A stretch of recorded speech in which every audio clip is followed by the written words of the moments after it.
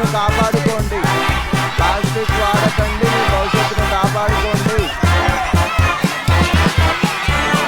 మన ఇండియాలోనే సంవత్సరానికి 9.3 మిలియన్ టన్నుల ప్లాస్టిక్ టర్నోవర్ అవుతుంది. దీనివల్ల మన దేశం ఎంత కాలుష్యమవుతుందో ఆలోచించండి.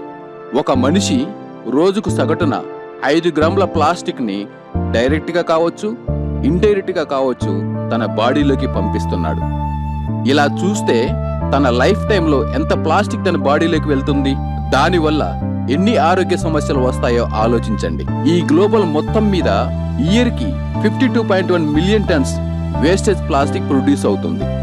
చాలా వరకు మనం డైలీ యూజ్ చేసే ప్లాస్టిక్ రీసైకిల్ చేయబడింది.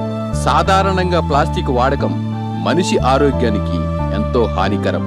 అలాంటిది మనం రీసైకిల్ చేసిన ప్లాస్టిక్ వాడితే ఇంకెంత నష్టమో ఆలోచించాలి.